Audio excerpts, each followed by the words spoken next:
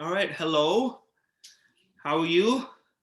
Doing well. How about you? All right, Joseph. Thank you for joining me today. Yeah, thanks for having me. All right. So this is the Tell It Like It Is podcast, and I'm happy to have Joseph with us.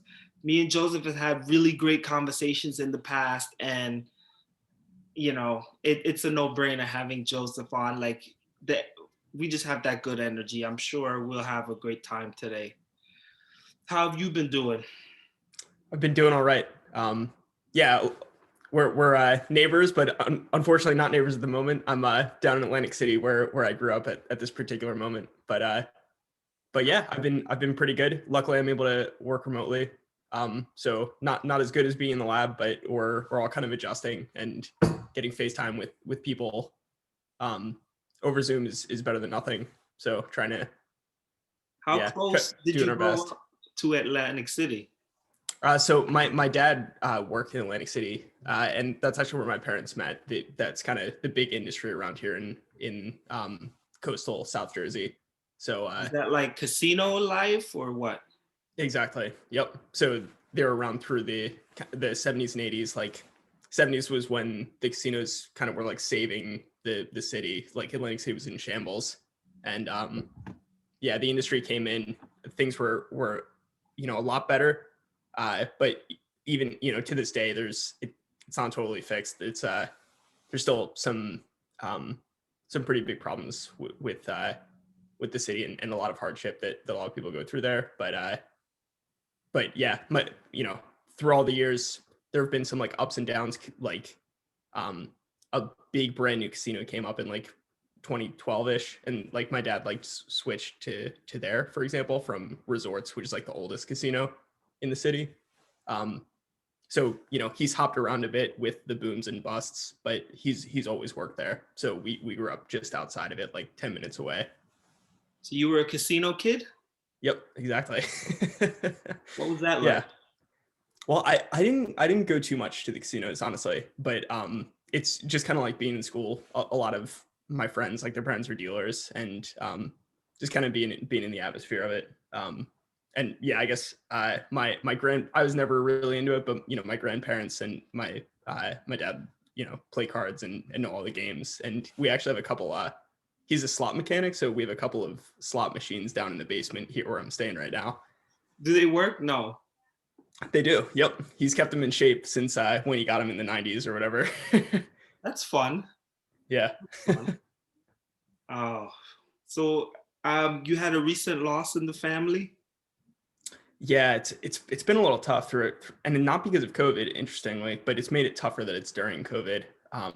Was it? So I know like some people have like Zoom funeral kinds of things, and yeah, so there were two different same side of the family, two different an uncle and then like a cousin uncle, like the cousin of my father. yeah, yeah, yeah.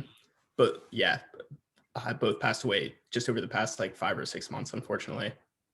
But fortunately, they both had. We were able to get the family together, and we had like a regular funeral for them, distanced and masked, but at Right, right. least at least everyone was in the same place and we're there to support each other. That Um, made a big difference, I'm sure. yeah, definitely. My advisor is actually from for grad school. My advisor is from Turkey, actually, and he was saying it's the situation's like really bad over there. He's lost family members, and there's just like not enough places to bury people, and not enough like hands to get people buried, and they're just like putting people in like you can't. Some people can't even get like a proper tombstone right now. They just have like pits where they are just putting bodies into. He said it's really tough on the families. You can't see people if they have COVID in the hospital, and you can't really see them afterwards either because you can't have large gatherings. Yeah, it's really tough. So the outbreak in COVID's really heavy in Turkey. Apparently, I haven't looked into the detail. Yeah, I'd be curious to look into the details, but it, I guess what I know from him is just that the response is at least like pressured. Yeah. I feel like I've heard about COVID and COVID deaths, but I feel like it's been like spotty and not like 100 people here. like crazy numbers. Mm. Yeah, I haven't. I guess from my personal experience, I don't know anyone that's died from COVID personally, but I know like my advisor, for example, a lot of his family unfortunately passed away. Like a lot, like two or three maybe, passed away from COVID specifically in Turkey. So I guess Yeah. yeah, maybe the situation is worse over there. But I have had my mom actually recently got COVID, and her husband did. Her husband like went to a wedding where someone had it, and like everyone got it at the wedding. What They state was weren't that? being. Say it again. Sorry. What state was that? It was actually it was here. It was like a just a house wedding sort of. So yeah, Yeah, they didn't really take any precautions, and it kind of went that's through, like a like worst everyone case got it. scenario. Yeah, exactly. Yeah, so my mom was pretty unhappy about that, but she quarantined for 2 weeks and is over it now. So So yeah, did your mom get it? she did. Yeah, she tested positive for it, but it wasn't too bad for her. My uncle got it, who's in Georgia, and he got like laid out, him and his wife, and like all their family got it too. Maybe there's different. I don't know any of the details. Maybe there's different strains, or just people react to it differently. But Right. like my uncle was like But if almost in the hypothetically hospital. they were at the same party, then it wouldn't be a different strain. Or no, my uncle was like totally separate. He lives in All right. Georgia, and then they all live up here in New How Jersey. were the people from the party? Like how did they recover? They were mostly good. I think like one or two of them were a bit worse, but like on average, they weren't as bad nearly No as the. hospitalization. Yeah, and I mean I know also one of my like mentors in high school was his dad got it and was actually in the hospital on a ventilator. He got it like way back in like April of the first year, like way Oh, before Jesus. most people had gotten it. And similarly, he got it from his dad, my mentor, and he was almost in the hospital, but just like again laid out. Like he took him like 3 or 4 weeks to get over it fully. And yeah, not to keep rambling here, but I actually come to think of it, that at one of the funerals, we talked to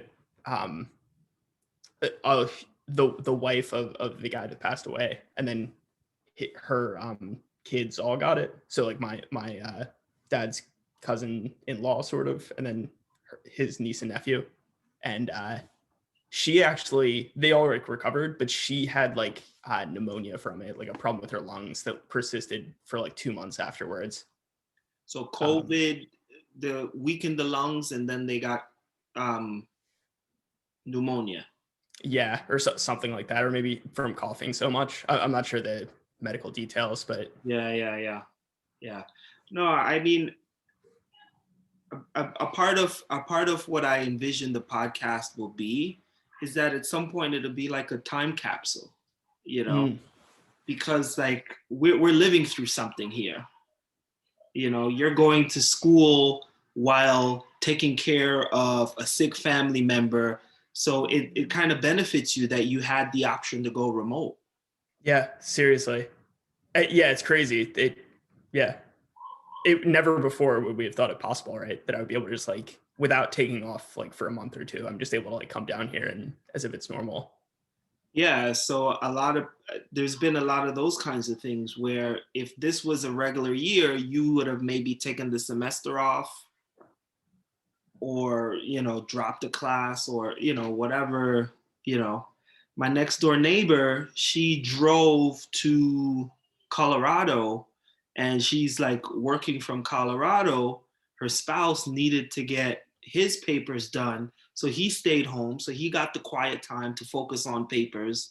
She got to work and see family in Colorado. And, like a reoccurring theme has been like this regrounding, like a lot of people benefiting from having this quality time in a lot of ways.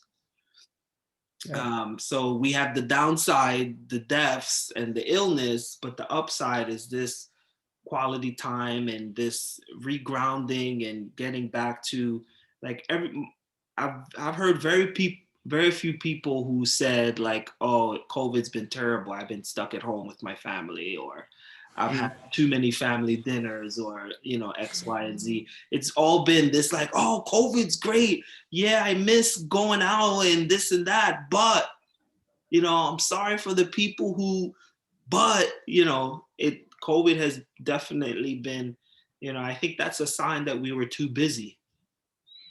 Yeah. How has it changed for your family?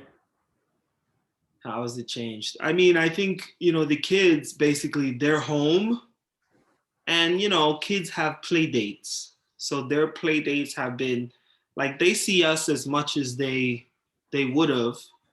Well, now they see what the work that I do from home, right? Mm. But I mean, the big thing is they lost their play dates. They spend 6 or 7 hours per day in school with friends, and then that kind of stopped, and then the play dates stopped. So it just really turned into a house thing, and them spending a lot of time with a computer. So they do hang out with friends on computer. So that's one thing that won't go away, right? Connecting more with people on computer. For me, like, I really was not into Zoom at all. Like, I was just like, talk to people on a computer. Like, like, you were outside, I would just walk outside and see who was outside. Like, that's the type of vibe I was on. And for a long time, I did nothing on Zoom. Like, we had church on Zoom, we had, all kinds of different things on Zoom, and I just kind of stayed away from it. So I think coming into the winter now, I just kind of like went more like, it just came time. Yeah. So here we are. Yeah, fair. Um, so I just saw this Judas and the Black Messiah. You heard about this movie? Not real. I think I saw a headline or something somewhere, but I haven't heard anything about it. I don't know what it's about or anything. Yeah. So in this movie, Fred Hampton was the Black Panther organizer in Chicago, Illinois. And basically in the 60s, there was an FBI informant who basically gave away most of their activities.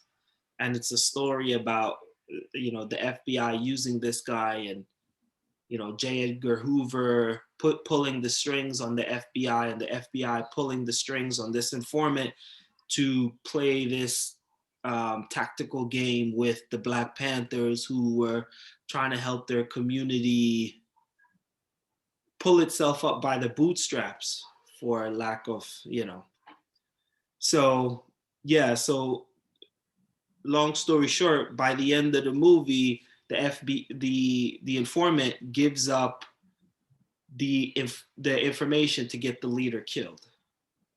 And, it wasn't even like a gun battle. They just basically shot up the whole place, and 2 people died, and basically, no one was prosecuted, and that was it. That significantly slowed the growth of that chapter. And, similar things happened all over the country with other Black Panther chapters. And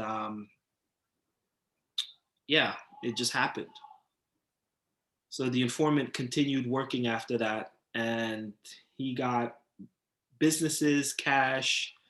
He was just rewarded from the deal. But in the end, he hated himself and ended up committing suicide.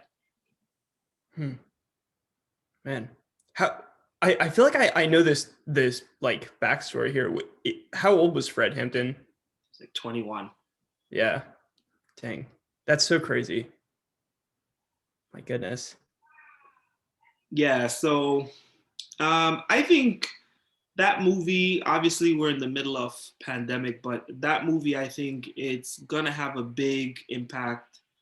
And I watched it on HBO. So if you have time and you want, I'll give you the login, and you can check out HBO, and you can Oh watch wow. the movie. It's worth seeing. It'll probably get a whole bunch of awards, so it's good. I think it's a small piece of a larger story. So, with a 2-hour movie, you really have to zoom in and jump around and make the plot points. So it's there's a much larger story there, but it does justice to the best that a 2-hour movie can. Do you think there's any similarity like with what we see going on today? I guess what did it make you think of in like daily life or in? I mean, I don't think we have. I think the main takeaway for me was that how charged up people were about self-improvement. I think now people are more complacent. So the contrast to me was the complacency versus the agency that people felt at the time. And just watching that on screen. My other big takeaway was that I wish they weren't so militant in terms of guns, because the Black Panthers, they had a gun presence. So because they had a gun presence, that justified them as a terrorist organization, which was the FBI's justification. So they were doing a lot of good, but they had guns, and the way they used their guns allowed the FBI to justify the things that they did to eliminate the group or reduce in the group. So I wish that wasn't I mean, I think they would have still taken issue with them regardless. But I think guns are just more in people's minds. People are more like, oh, well, they're carrying guns around and they're shooting the police and shooting back at the police. So, it's not good to have that kind of thing happening, right? So from that perspective, I'm very much like, I wish I was there to say, let's find a better way. Gotcha. Like if they had video cameras instead of guns, I think that would have been more powerful in the long term. Gotcha. Yeah, and I guess we have that today to some extent, right? Like everything's getting recorded now. Yeah. Yeah. But I guess to your point, that what's missing is maybe what's missing is just the passion to like get out there and be more, I guess, be more radical. Yeah, my thing is, I'm always thinking about how can America improve and live up to its potential. So sometimes you need to look back so you can have a forward thinking kind of thing. And it was just a look back, basically. And then the next question is, where are we now? So, obviously it ties into the Black Lives Matter kind of thing, and trying to put that together, in that context.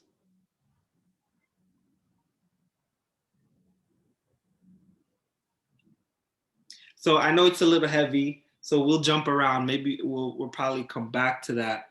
But we've had like a lot of talks in the past about environmental stuff and working in progress. And I I wanted to I wanted you to share a little bit about your vision for what we can do. I think one of the common themes that always comes up with us is you have a strategy going forward of using small steps to make progress, right? So what is the ultimate goal of the small steps? Mm. Yeah, that good question. So one thing I guess we've talked about is you read part of that book Ishmael, which is a book from the 90s by he's kind of like he used to be like a Catholic monk in like the earlier part of his life, and was kind of like an environmental activist. A lot of the people in like on the very far left, like the eco-terrorist movement, who are like really militant, like the kind of people that like lay down in front of bulldozers, like chopping down trees. He kind of like radicalized a lot of people like that. Also radicalized a lot of like punk rock environmental activists, like Rise Against and Animals as Leaders is another band. But yeah, basically, yeah, what I work on in my like daily life is fusion energy, and the idea is that it's like a safer way to have a zero carbon energy source. So like since the 60s, it's been, we had fission back then, which is like you see the plants that have like the vapor clouds coming out of them. That's uranium, and it's kind of dirty. You get like the radioactive sludge out of it, so that's like bad. And about like 3 Mile Island, Chernobyl, Fukushima. They can melt down in like very bad circumstances. So even environmental activists are against fission. Can you go back to those those places you just mentioned? Oh yeah. So 3 Mile Island is in the U.S. I think Pennsylvania. 3 Mile Island. Yeah. Okay. And it's basically there was like an explosion. Basically, the basic process for nuclear fission is you just have like a really big atom just sitting somewhere, and it like splits into two and releases a bunch of energy. I think the original way they when people first started mining uranium, there's like uranium mines in like New Mexico, I think. But I think the French actually found it in Africa because the soil was hot around where it was. So it's like it just sits there and produces energy like for free, basically. Because it was kind of formed by stars like a really long time ago, like really big atoms that like don't want to stick together. And so it just sitting there, it splits apart and releases energy. But because it's like so easy to like just split apart on its own, you actually have to slow down the reaction when you have a bunch of this stuff sitting together. And if you don't slow it down enough, the reaction can run away. And if you don't cool things properly, things can go bad. There's kind of a lot of stipulations. So we know how to do it. We're doing it all over the world. I think the US is now at like 20% of our energy comes from nuclear fission, but there are these like 3 incidents, 3 Mile Islands in the US. Fukushima was in 2011. People might remember like it was in Japan after a tsunami hit it. And like literally the citizens were like running in and out of the plant, like at the risk of their own life to try to like put sandbags down and to prevent like to try to mitigate the disaster that already happened. And then Chernobyl, there's like I think a Netflix series or something about it. So some people might know about that, but it's that was like probably the worst disaster with like the most casualties in Russia. So basically you're doing nuclear fusion. There's a risk of a huge catastrophe. Or for fission there is, yeah. So for fission, environmental activists are worried about it partially because there can be this huge catastrophe, and partially because it's you get this radioactive sludge out of it. And that's, I think, the basis for The Simpsons is like there's like radioactive fish and stuff because they live right near a nuclear plant. But so fission is this still happening right now? Yep, all over the world it's still happening. And what's crazy is the environmental activists are like totally split down the middle on this. Half of them think like it's the only way we can get a carbon-free source, which is the only way we can combat global warming at the moment. Because global warming or radioactive sludge. Those are exactly right now. Exactly. And people think radioactive sludge is better than global warming. Basically, yeah. To be fair, it's not too much. Like it's a really nuanced kind of argument. It's not too much sludge. I forget they have like a lot of things they use for like ads, but it's like I think running a city for a year only fills up or running a city for like the 10 years or something only fills up like a swimming pool worth of sludge. Like it's not good for sure, and it lasts for like 100,000 years. so you have to like bury it and keep it secure. Like if people get to it, that's bad because they can make bombs with it. You have to So secure yeah, exactly. it. Is there a possibility that that could be the future? Is that the goal? Like, what are we doing?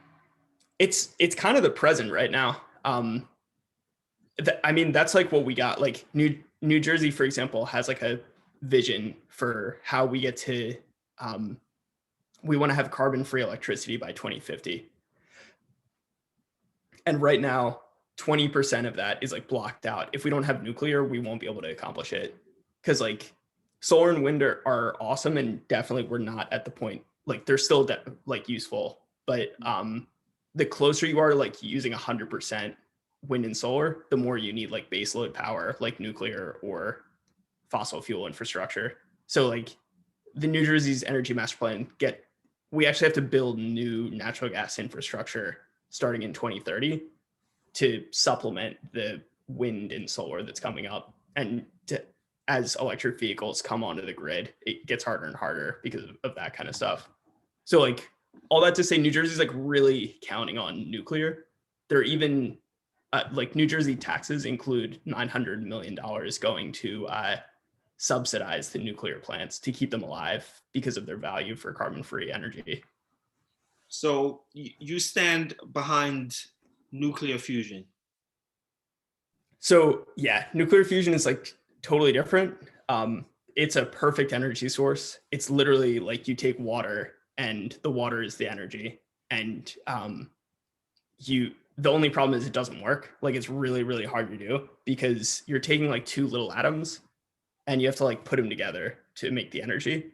And they don't want to go together. They kind of bounce off each other like this. So nuclear fusion is different from fission? Exactly. Nuclear fusion is really hard to get going.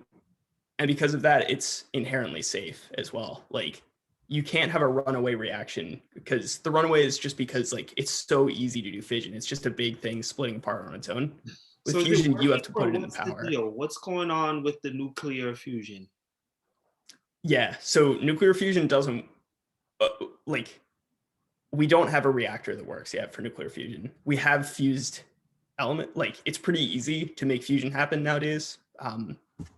But it's hard to make it economically work. So there's a bunch of big projects. There's a reactor that's been going on since Gorbachev and Reagan agreed on it back in the late 80s. They were in the planning phase from the late 80s through like 2003. And then finally they started building it in like 2007 or something. So that's in the works. And so that's in the works. Really expensive, huge project, 30 to 50 billion dollars, like the biggest scientific experiment ever.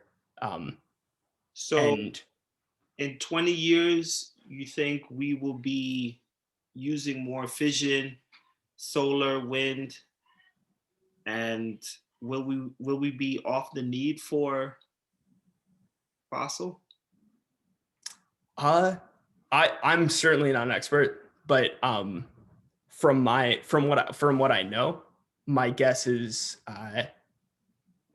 probably no, not on that timeline. Eventually, probably yes, but I think we're going to need some sort of new technology. I mean, it's cliche and everyone just says it, but like we need like batteries that last longer. In that case, we can make solar and wind work, or we need like cables that can like transport the energy, like so it's shared like from regions that have sun to regions that don't. Or we need like better fission. There are ways to do fission better, right? Or we need fusion to work at all. That's what people say. I think though, it's not a solution, but I do think like just reducing our consumption would be awesome. I think I mean, just speaking for myself, like I think I use a lot more than I actually need to on a daily basis. And we're talking about lights now. Yeah, I guess I'm talking about lights. I'm also just talking about like buying a lot of consumer goods. Like it takes a lot of energy to like make something. Right. And if I just like cavalierly like toss something in the trash instead of trying to revamp it, then it's not just like material and money that's being thrown away. It's like also like all of the, resources and energy that went into making it in the first place. When did you get excited about environmental science? Yeah, I think originally it was from An Inconvenient Truth, Al Gore, Wow. like way back like 2003 or 4. I guess I was like middle school maybe. Okay. Um, but I thought his message was compelling at the time. I think looking back on it now, I have like a more kind of nuanced opinion, but I think that's like what brought me into it basically. So And then, and then also I liked, science. I guess generally I like the idea of science at the time, and now I actually like science now that I know what it is. But I thought like energy production, like the science that goes into that is pretty interesting. wow. I mean, that's interesting. I wonder how many people found themselves through a documentary. Yeah. What? How about you? Did you have a moment? I'm always trying to connect the dots, right? Like, how did I get here? I think for me there was a moment when I realized it's all connected, because obviously you keep hearing about the ozone layer and fossil fuel and these things, and then the conversation went to we need to go and get involved in countries that has fossil fuel because we need it. So I think that's what got me interested in that. Obviously, a natural concern about the environment and seeing what we did in the excuse of energy, but also like I'm from Jamaica, and you go to certain places and there's like garbage everywhere. Like it could be a dump or whatever, and you see like you know water bottles and cardboard boxes and just like mountains and mountains. So it just doesn't make sense. I think the use and throw away model doesn't make sense. And obviously we came from a time when if you killed a sheep or a goat, you would use the skin, you would use the blood, you would use everything. And now we've gotten to a point where we figured out how to manufacture plastic and all of these things that leave a huge footprint behind. So, it's getting to a point where I think in the cities and in most of the places where people live, you don't really see it, right? Because twice a week the garbage truck comes and sweeps it away. So we never really think about it in that sense. But when you look behind the curtain, you definitely see something really messy. And it all ties into the monies and you hear about the dolphins and the animals in the ocean who are getting caught in plastic. And so from that perspective, I'm genuinely interested in it because I think we have a laxy daisy attitude about the planet and sustainability. It's just it's a shrug. And it's just amazing how people are just shrugging off these things.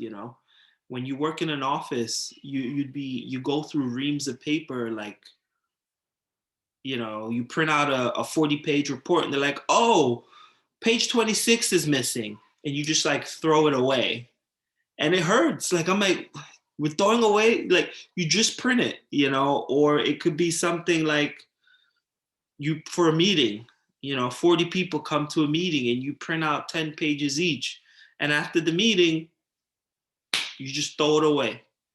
And it's really, really normalized. Like that's one of the things that really still hits me to this day. And it'll be like a one-sided thing where you could, you know, use it as scrap or something.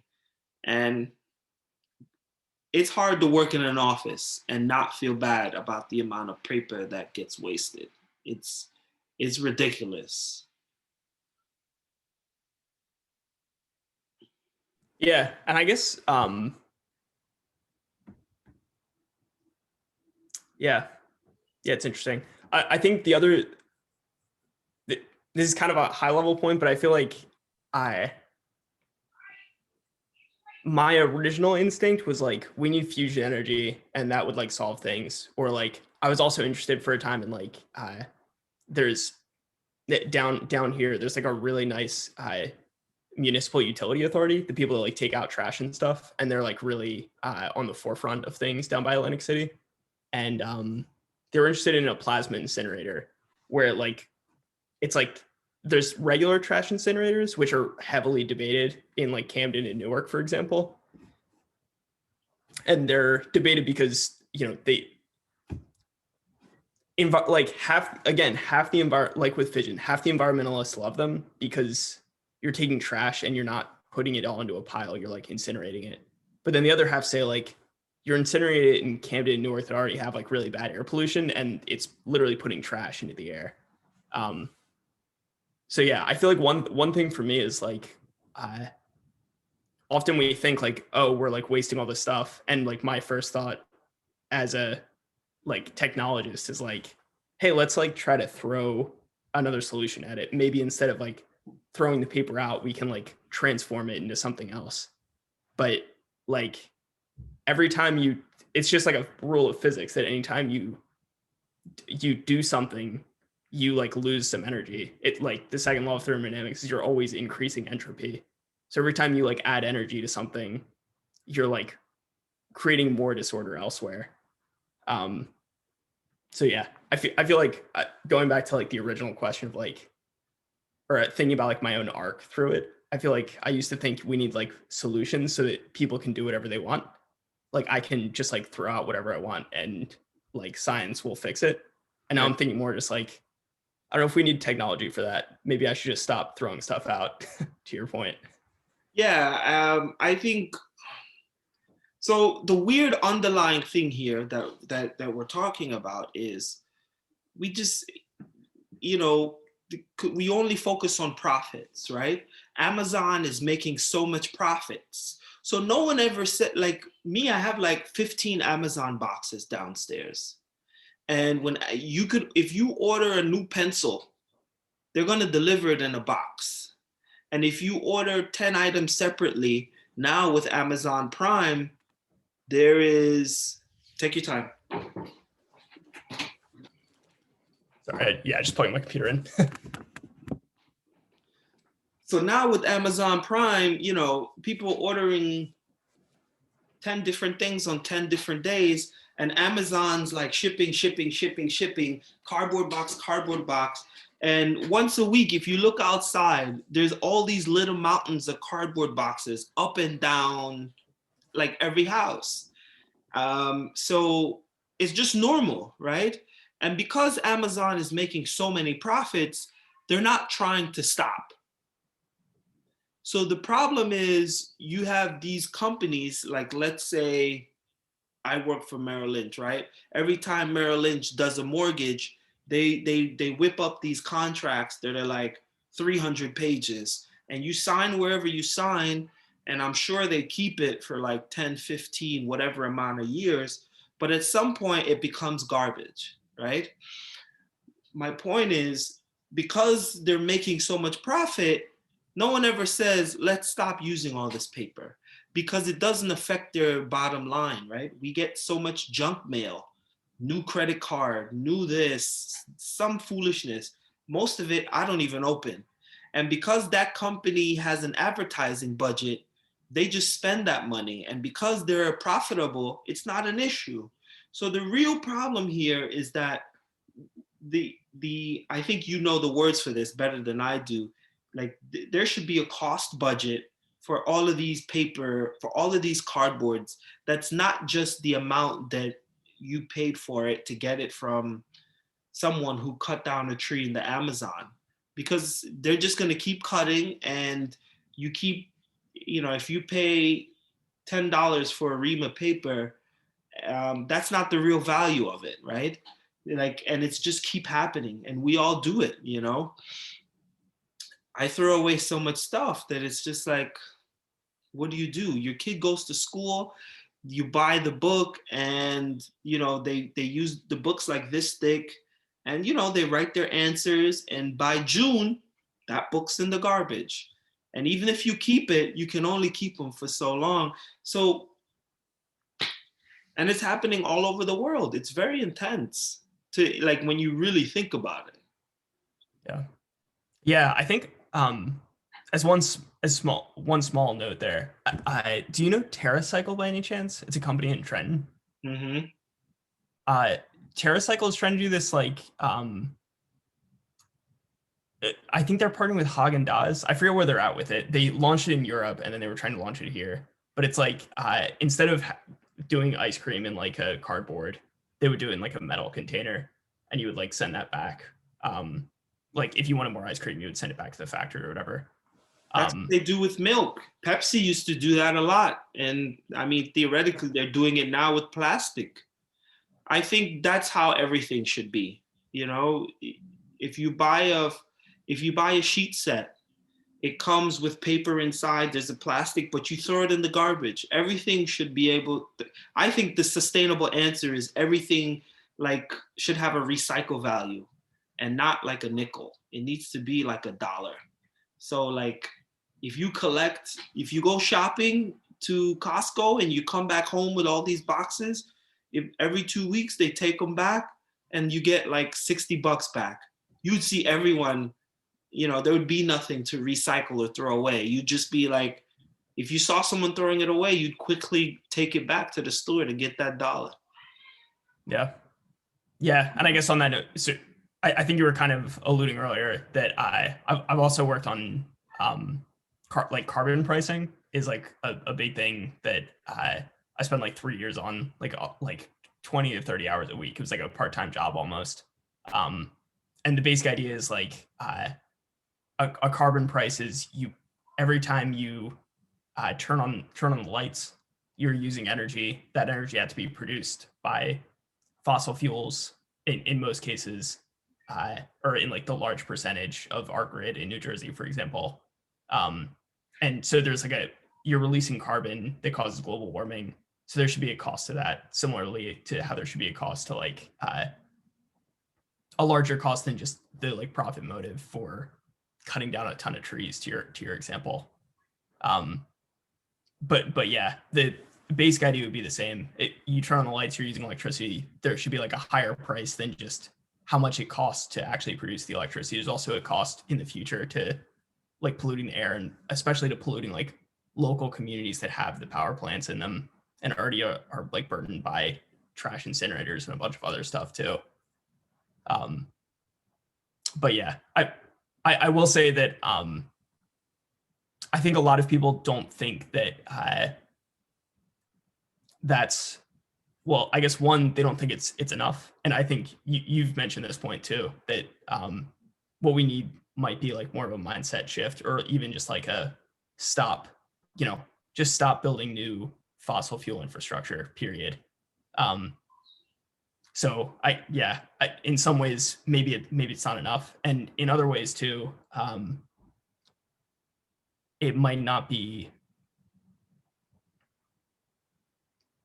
Yeah, it's a question of like how high do you set the price? Who will end up impacting more and less? There's a lot of like details that you'd have to get right with doing it that way. I think we should be putting our energy into these things. I have so many like revolutionary ideas that they're not like, I think we all think of it and we just kind of shrug it off.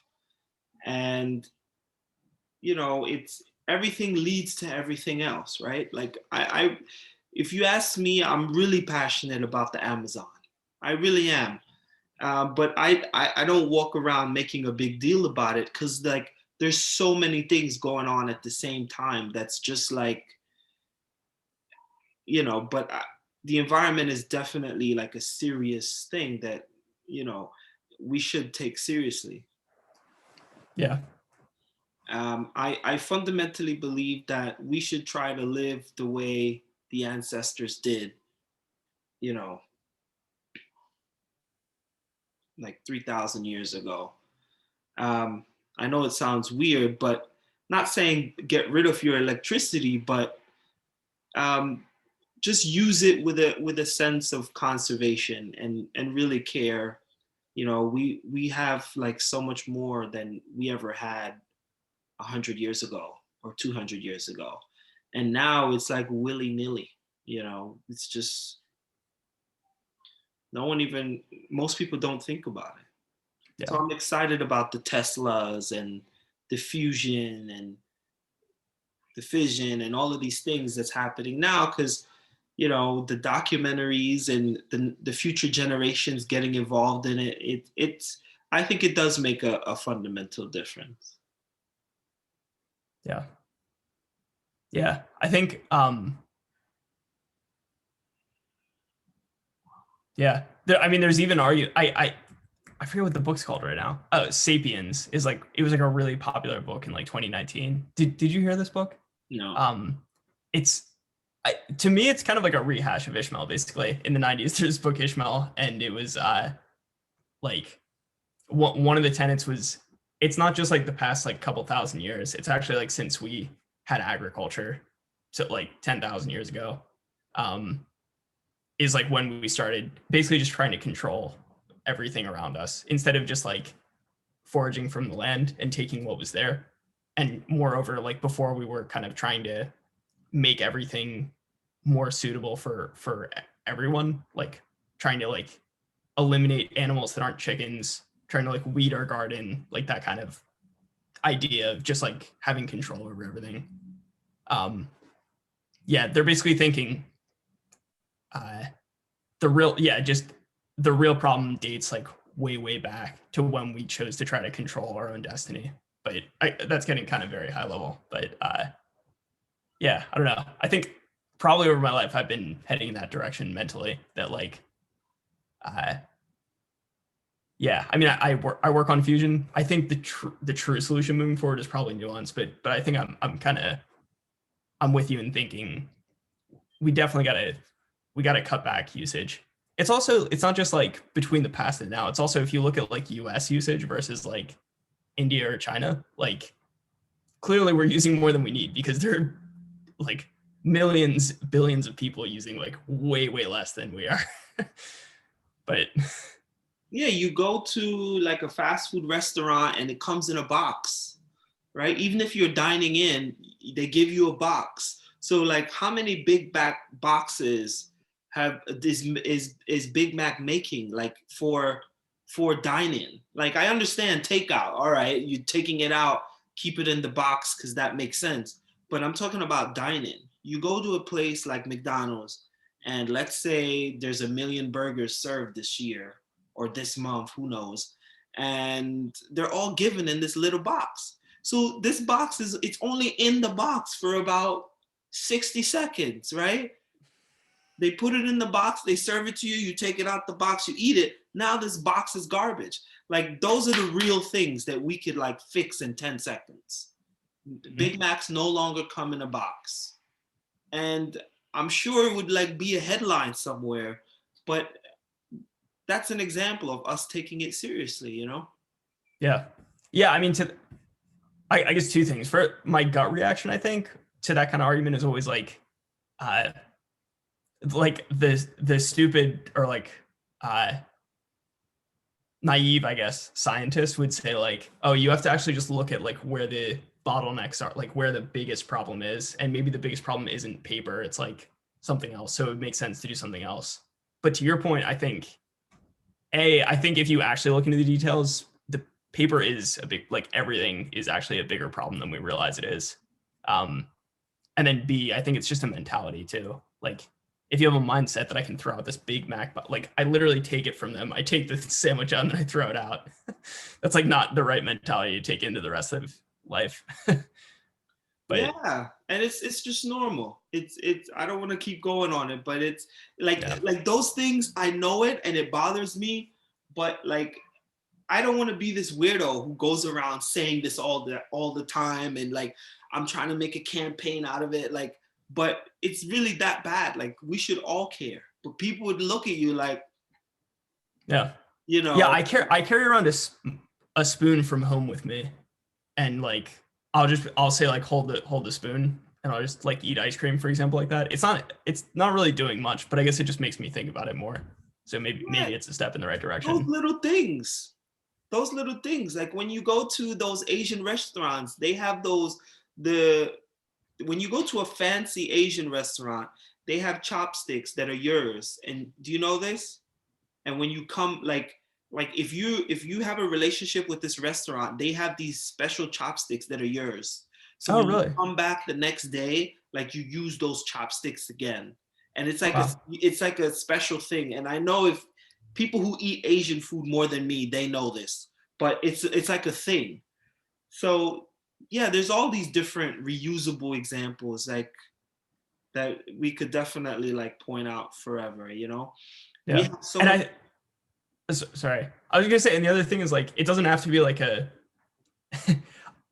yeah, I guess again, just like thinking about my arc, I think like a few years ago I would have thought like, oh, we need to like invent a spoon that like folds up properly or whatever, so you can like have it around and it's like more convenient and we can convince people to use it.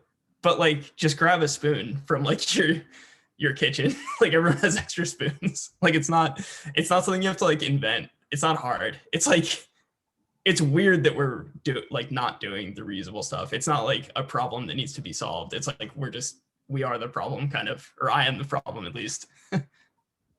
I think it's the disposable income. Mm, You know, that's the real problem. We have too much disposable income. So, you know, you get those disposable spoons and you use them and that's it. Like it's a penny, you know. I got a penny to spare and you know, penny, penny, penny, and it's just normalized. mm.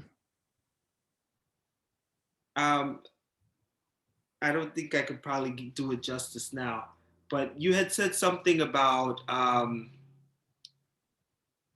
you getting into environmental as a career, and some of it, I hope you remember, some of it not just being because you love environmental, you saw it being a career option. Mm. Yeah, You remember that? yeah. Yeah, exactly. Yeah, like seeing like I liked science and like producing energy, that's like a career path in itself. And like even now, like I'm working in fusion energy. I mean, it's really really like almost intoxicatingly interesting physics and like engineering going on there. Like the thing that like makes the fusion happen is like a really hot gas, and so there's like dynamics of like how gases move. There's like it's ionized, so it's like electrically charged. So there's like magnetics and there's like electric fields. There's all this like really really interesting stuff. Um, so again, it's like very very interesting to potentially work on, and I think that's what gets a lot of people into it is like they start with like this is interesting, and then they're like I also this is like a noble goal, so I want to work on it. um I think for me, I think I err more on the side of like I got into it because I want to do energy, but then slowly over time I liked it. Like I thought the physics was interesting more and more, but they're almost like counter to each other, because if you're just doing something because it's interesting, on one hand, that is where like the biggest breakthroughs come from. But if you're not like a genius like me and you're just like foot soldier kind of, then it's probably better if you're just like working toward the right goal instead of like kind of doing what's interesting and like equations and stuff. I'm going to shift gears a little bit. Um, so you were born and raised in New Jersey. Mm-hmm. Yep. Where's your And then undergrad here where's your or where's your family from? so my dad grew up in Camden, and then my mom grew up by Trenton, so they're also from New Jersey. And then my dad's parents are from Italy, technically, like that when they were really young they came here and then we're in Camden. What does your dad tell you about his childhood? Uh,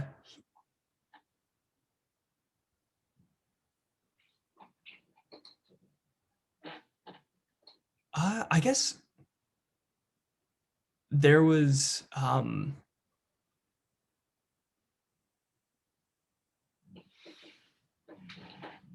well, I guess like I guess I know the history. I know a lot of like funny stories. Like he got like robbed one time at knife point, but he wouldn't give his wallet up. For example, and He told you a lot of funny stories. yeah, fair amount. And like just like in high school, like interactions with other kids and stuff. Can you tell us one of his stories? Sure.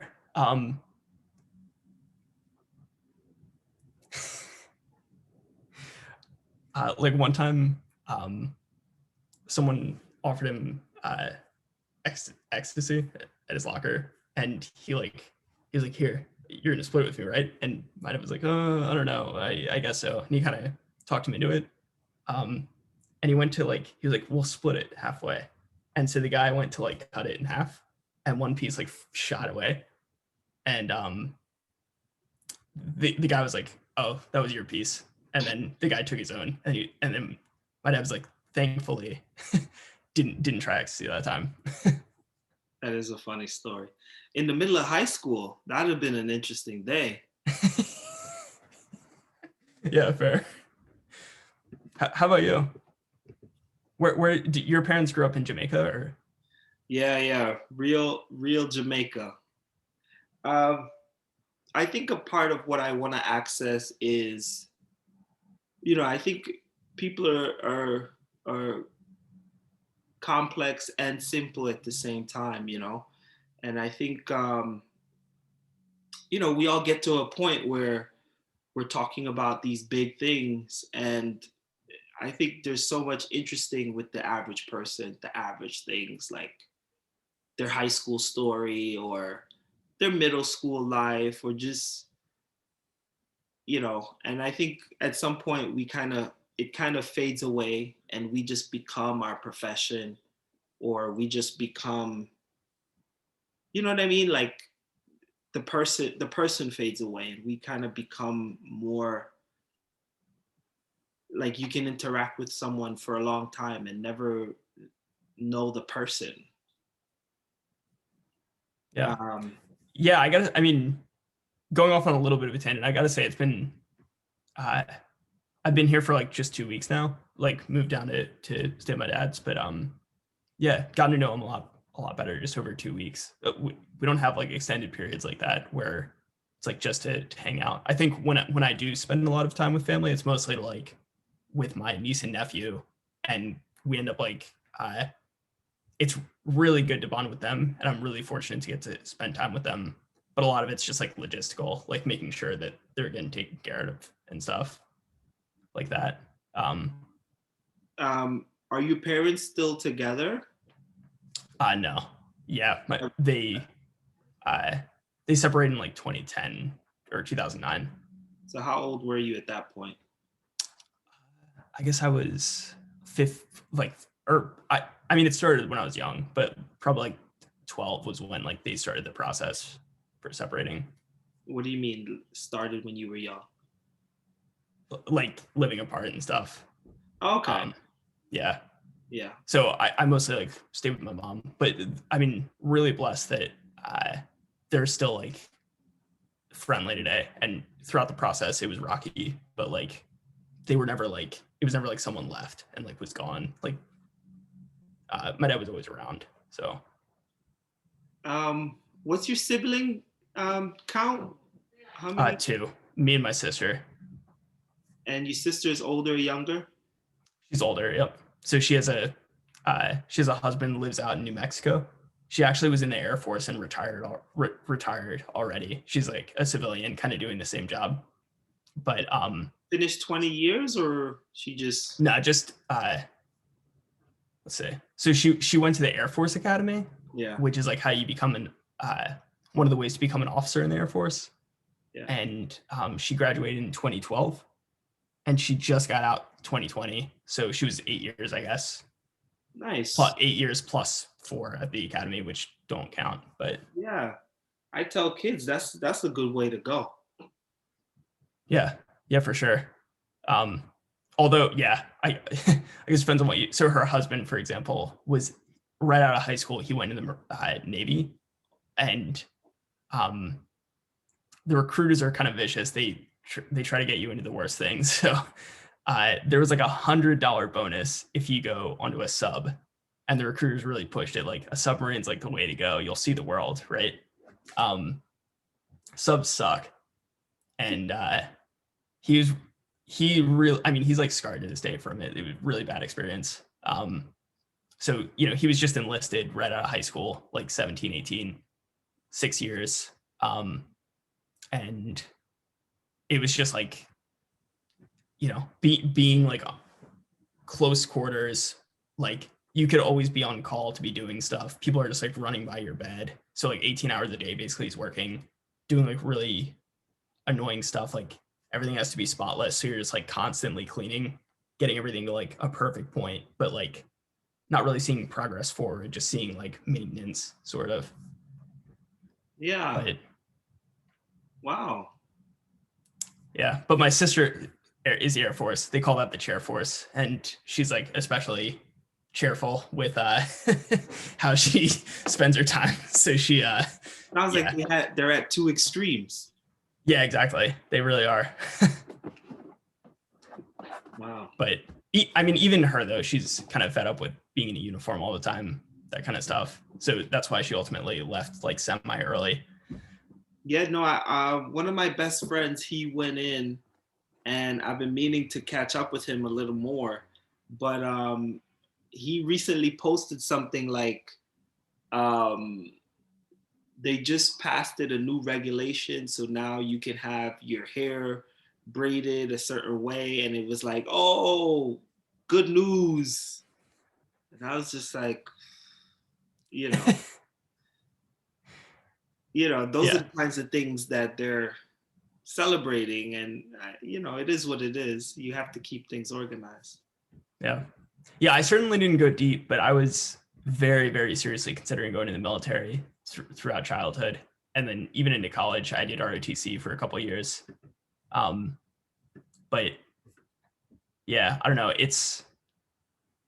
There's something to be said for, I like the idea of like the discipline and just like, it really is amazing, like what they're able to do and like what people go through for the training for it. But yeah, I think just the general concept of like, yeah, I guess, I mean, there's a lack of freedom, and there's also just like, you're constantly trying to make everything like exactly perfect. And the last like 10% to perfection is like much harder than the first like 90%. Yeah, Like to make your shirt like clean is one thing. To make it like spotless, it takes like a lot of more effort than even just making it regular clean. Okay. Hold on one second.